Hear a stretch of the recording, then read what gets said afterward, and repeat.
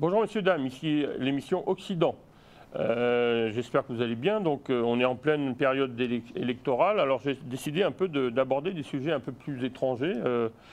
Donc on va parler avec un personnage très intéressant qu'a rencontré récemment le président Macron justement pour ses engagements. C'est Marouane Ruhi. Bonjour Marouane Ruhi. Est-ce que je peux... Bonjour Eric, bonjour Bonjour. à vos électeurs et les gens qui vous regardent votre émission. Bonjour. Je voulais parler de vous et vous donner la parole parce que vous êtes un personnage un peu en France depuis quelques années. Vous avez participé à la création de plusieurs organismes, en particulier le MICRA, mais on va revenir. On aimerait savoir un peu d'abord qui vous êtes parce que on vous connaît mal et donc ici surtout au Québec alors qu'on est préoccupé aussi par la laïcité et puis par le pluralisme religieux et culturel. Alors, vous venez du Maroc, hein? Alors, je tenais à vous remercier et permettez-moi d'abord, je m'excuse pour le cadre parce que on est dans une situation un peu compliquée à Paris.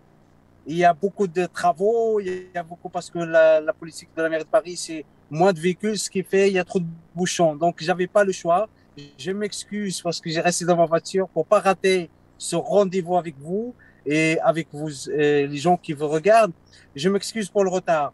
Euh, Concernant votre question, ouais, moi, je suis d'origine marocaine, sunnite. J'ai choisi la France comme pays, mon deuxième pays. Euh, je gère une entreprise depuis que je suis arrivé. Je suis dans le secteur de transport. J'ai une société de transport. Il y a une dizaine de salariés. À côté de ça, il y a quelque chose qui me tient à cœur, c'est la discrimination et surtout l'antisémitisme.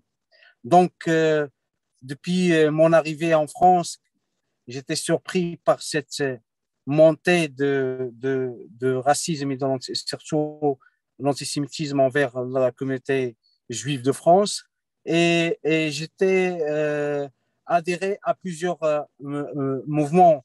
Et en 2017, on a créé le mouvement international contre le racisme et l'antisémitisme. Et c'est la particularité de ce mouvement, c'est que il vient de l'intérieur de la communauté musulmane, laïque. Très bien. Alors justement, vous êtes un symbole parce que on sait que la laïcité n'est pas forcément associée à l'islam, mais au Maroc, il semble qu'il y a un changement, peut-être grâce à l'initiative du roi, du nouveau roi, enfin du roi Mohamed VI. Et alors, expliquez-nous comment ça se fait que vous n'avez pas le même état d'esprit que vos concitoyens et pourquoi vous avez choisi de venir vivre en France. Alors, parce que par rapport à mes études et par rapport à une rencontre, mon conjoint qui est toujours avec moi, c'était ça. Et je ne regrette pas ce choix, c'est un très, très bon pays. La France, c'est un très, très bon pays. Le Maroc, c'est mon pays d'origine, mais après plusieurs années ici, la France, c'est c'est un pays qui m'a adopté. Contre ça, j'ai essayé de donner quelque chose à ce pays qui m'a accueilli. Euh, et comme depuis que je suis arrivé, j'étais dans plusieurs associations parce que c'est, comme je vous avais expliqué, cette question de racisme. Et petit à petit, je me suis trouvé devant un, un, un phénomène de l'antisémitisme. Et quand j'ai avancé dans mon parcours professionnel et euh, personnel, j'ai dit il faut faire quelque chose pour ce pays.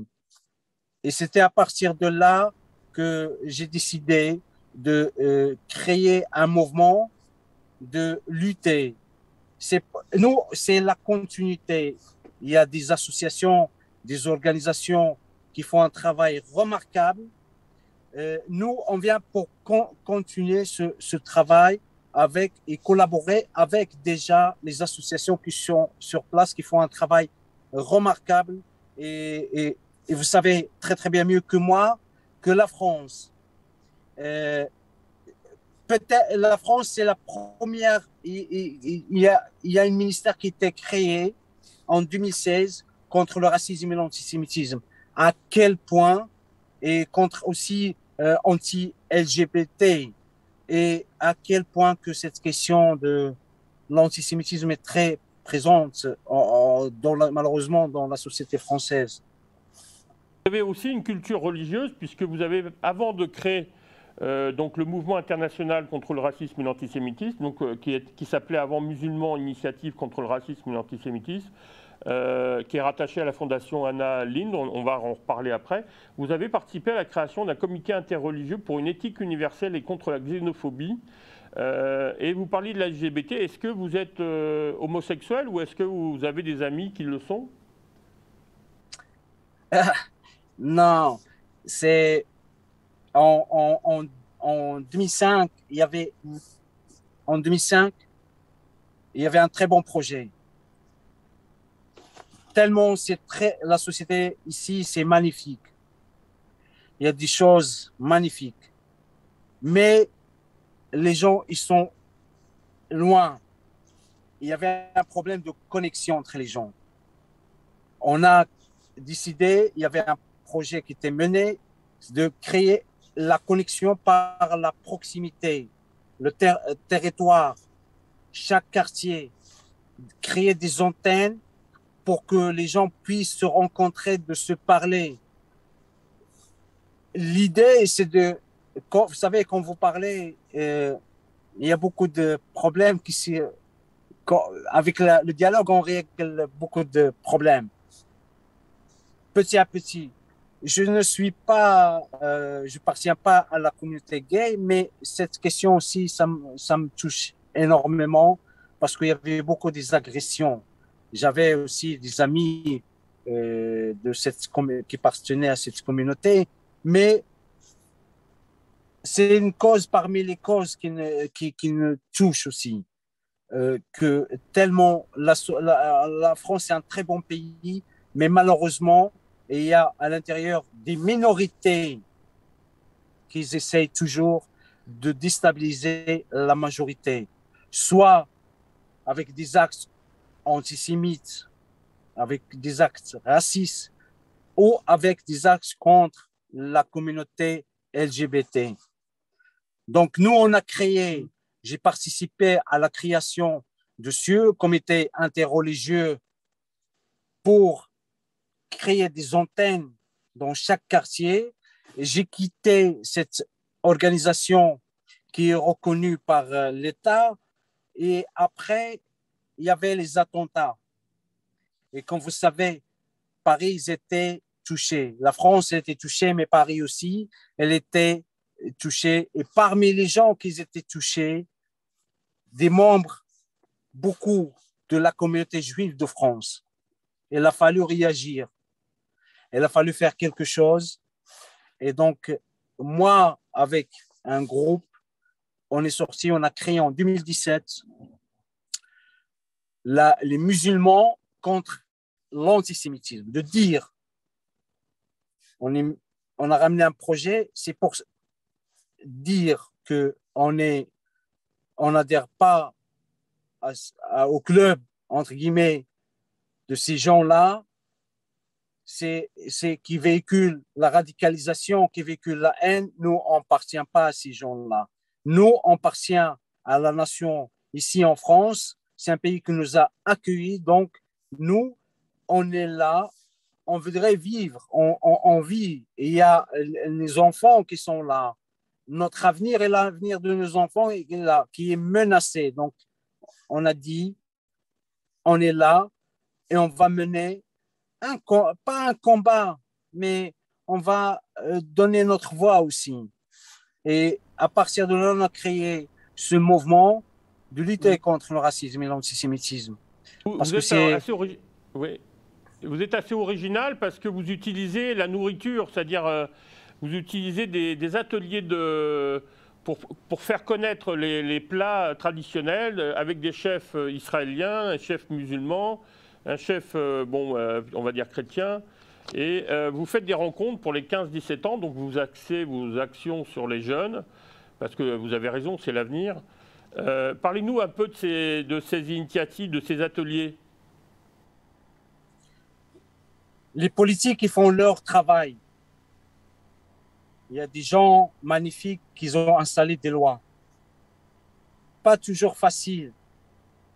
Il y a des lois contre l'antisémitisme. Et d'ailleurs, maintenant en France, si vous suivez, et même sur les réseaux sociaux, les haineux, les contenus haineux, ils n'utilisent pas l'attaque qu'on attaque aux juifs. Ils n'utilisent pas le mot. Ils attaquent à Israël. Parce qu'ils savent qu'il y a des lois contre l'antisémitisme. Il y a un travail remarquable, il y a un travail magnifique mené par des gens formidables. Il y a des organisations qui sont là, qui font un travail depuis plusieurs années remarquable. Comme vous savez, Monsieur le Président Macron, il a créé 4 ans en arrière aussi une commission très importante parce que le gouvernement français, il a mis tous les moyens pour combattre l'antisémitisme et le racisme. Parce qu'on est passé d'une échelle à l'autre avec l'arrivée des réseaux sociaux qui sont devenus un terrain pour les haineux, pour les antisémites, qu'ils attaquent. On a vu ça avec le confinement. Qu'est-ce qui s'est passé? Donc l'État français, ils ont mis tous les moyens pour lutter contre l'antisémitisme sur les réseaux sociaux. Nous, on n'est pas des hommes politiques. On n'est pas des religieux, on est des laïcs. On a trouvé quelque chose qui peut participer à cette lutte, ce phénomène qui frappe la société.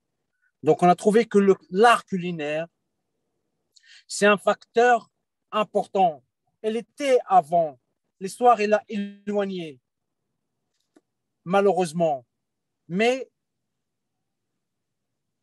il y a une possibilité. On a appelé le premier projet la Madeleine de Proust.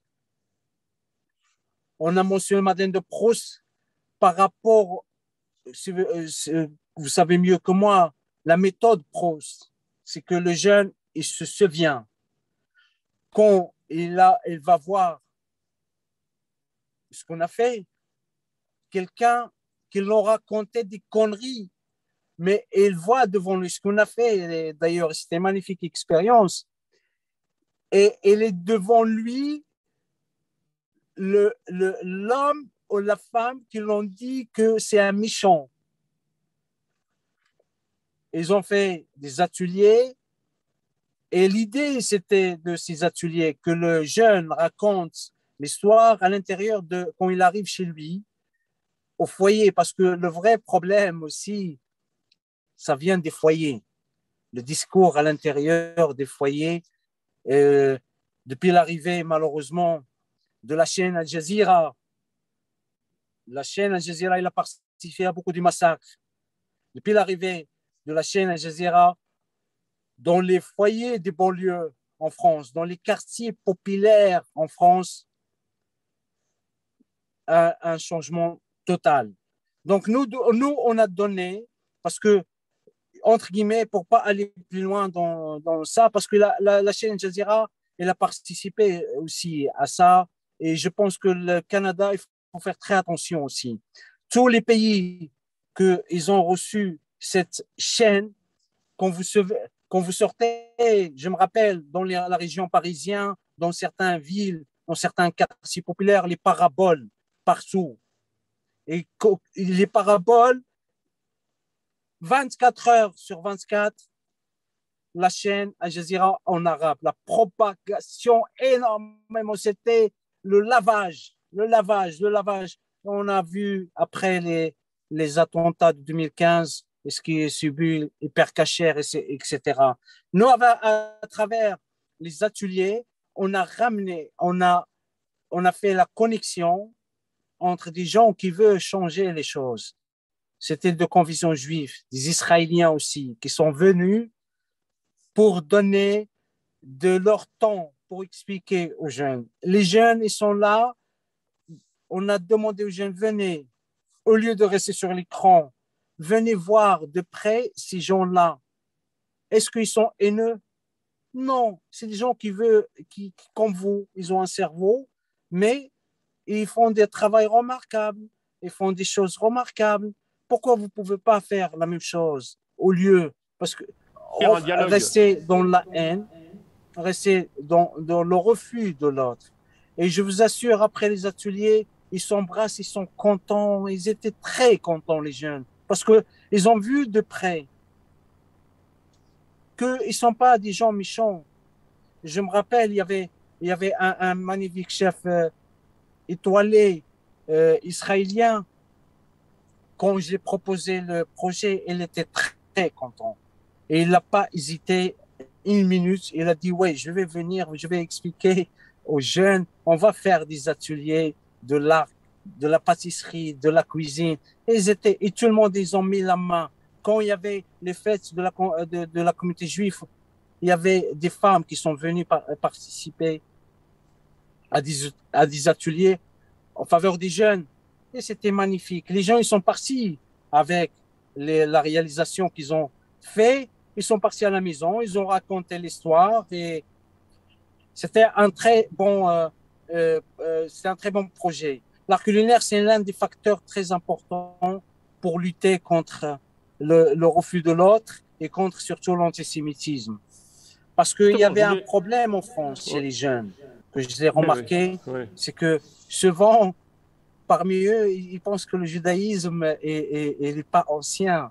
Et parmi les choses, il y avait de la pâtisserie qui date des siècles, parce que ça correspond à la fête. Et pendant les fêtes, et comme le judaïsme, c'est la première religion, il y avait les fêtes. Et il y a des nourritures qu'il faut éviter, il faut manger, et des choses sucrées qui symbolent certaines fêtes. Et quand ils ont expliqué ça aux jeunes, ils étaient surpris. À quel point? Parce qu'ils n'étaient pas dans leur... ouais, c'est dommage. Ouais, mais avec les ateliers qu'on a fait, on a participé à changer un peu les choses.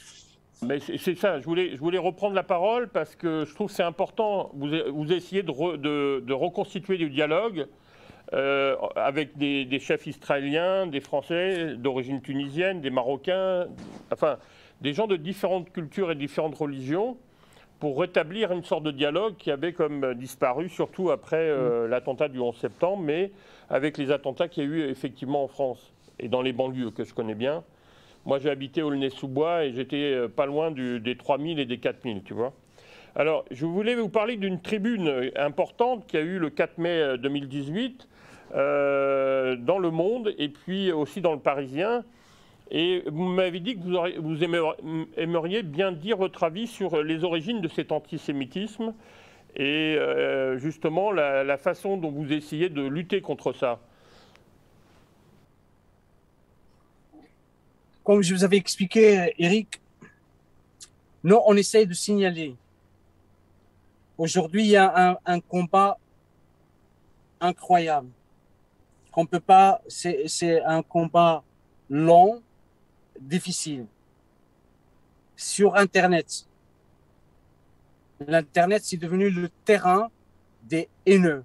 Nous, on observe, on signale. Je vais être clair et sincère avec vous. Le problème de l'antisémitisme, il vient du monde arabe. C'est la réalité. Souvent, en France, on a collé ça à l'extrême droite par rapport à l'histoire, etc. C'est vrai. Mais l'antisémitisme qui vient du monde arabe et qui est après exporté dans certains pays, parmi eux, vous, on peut discuter après au Canada, parce que c'est un vrai problème avec l'arrivée de l'immigration au Canada. En Europe, surtout la France, parce qu'il faut savoir, la France est la plus grande communauté musulmane en Europe. La deuxième chose, c'est que aussi, c'est la plus grande communauté juive d'Europe. Imaginez-vous quelqu'un qui a grandi dans un milieu haineux. Il n'a jamais vu un juif devant lui. Quand il arrive avec des conditions en règle ou pas en règle, il arrive en Europe et parmi souvent ils sont en France, imaginez-vous l'impact. Devant lui, il va voir des quartiers juifs, etc. Imaginez, c'est un danger, c'est vraiment... Et l'Internet, aujourd'hui, il est devenu le terrain. C'est la réalité. On a signalé, c'est un combat long, compliqué. Pourquoi compliqué? Comme je vous avais expliqué, c'est que M. Macron, l'État français et l'Union européenne aussi, en 2021, ils ont suivi parce qu'ils savent que c'est très inquiétant la montée de l'antisémitisme en Europe. L'État arabe, les chefs d'État arabes, ils ne collaborent pas. Pourquoi ils ne collaborent pas? Ils utilisent cette carte de la liberté d'expression. Quand est-ce qu'il était la liberté d'expression dans le monde arabe? Tous les pays arabes, ils ont signé des conventions au niveau international pour vendre un produit. Quand il vient devant l'Union européenne, devant le Conseil des droits de l'homme, il signe des conventions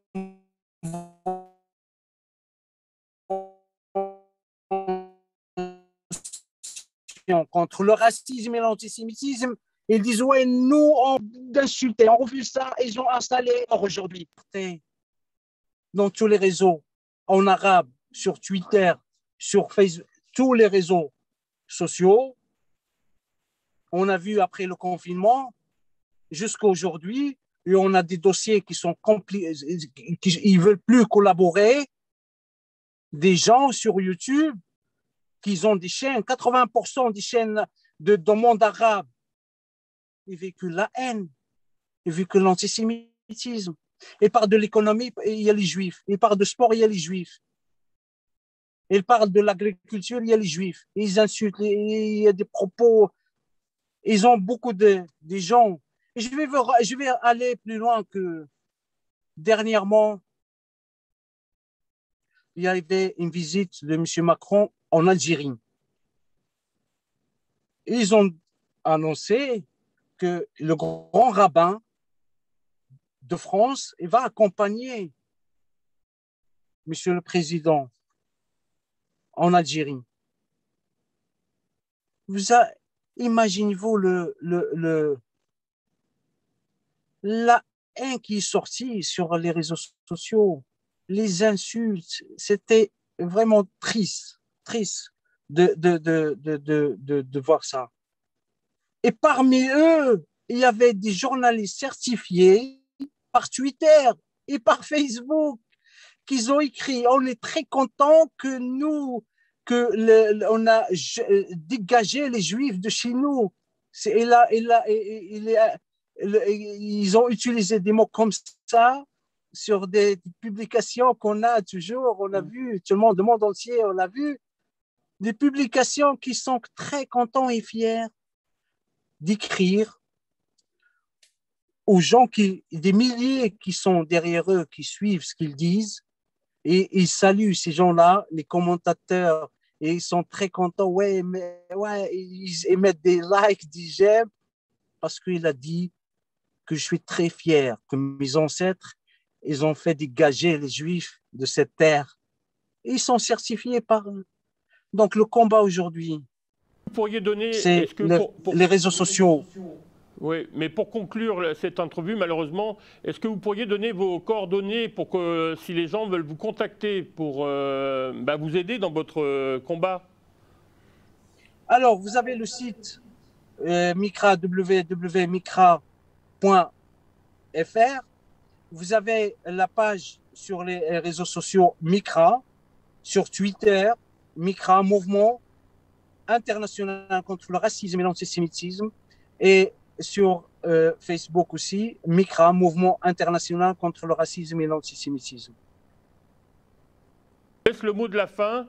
On vous souhaite le meilleur, bien sûr, et attention à vous, mais je vous laisse le mot de la fin pour conclure cette entrevue.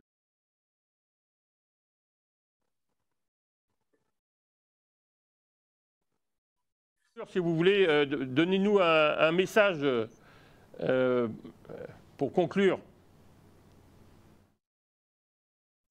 Un message pour conclure. D'abord, je tenais à vous remercier pour cette invitation. La deuxième chose, je souhaite vraiment, parce qu'à quelques jours, il y a la fête de fin d'année, à toute la communauté juive de France, de le monde entier, au Canada, parce qu'au Canada aussi, il y a une importante communauté, que cette année, parce qu'à chaque année, on souhaite qu'il y aura la paix, la tolérance.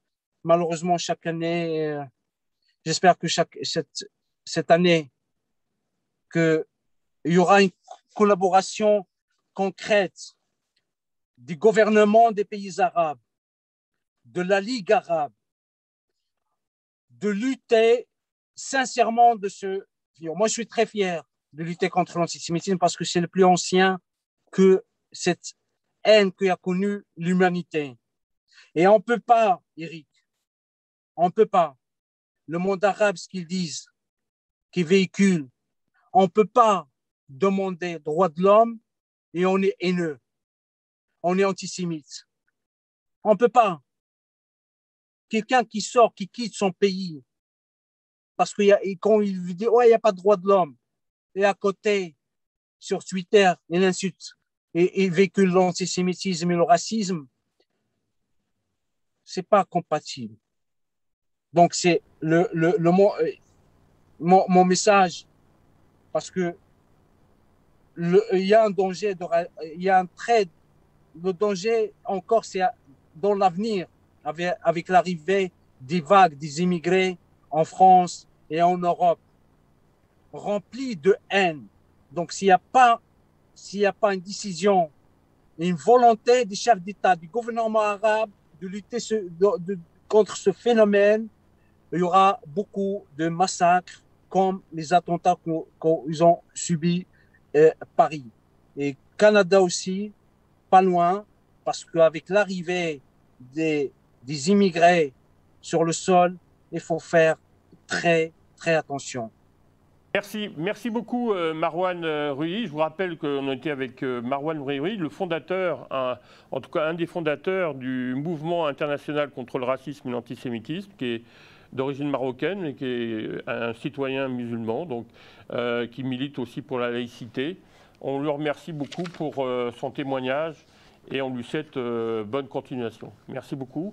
Merci messieurs, dames. Merci beaucoup. Merci Marwan et à bientôt. Au revoir. Merci.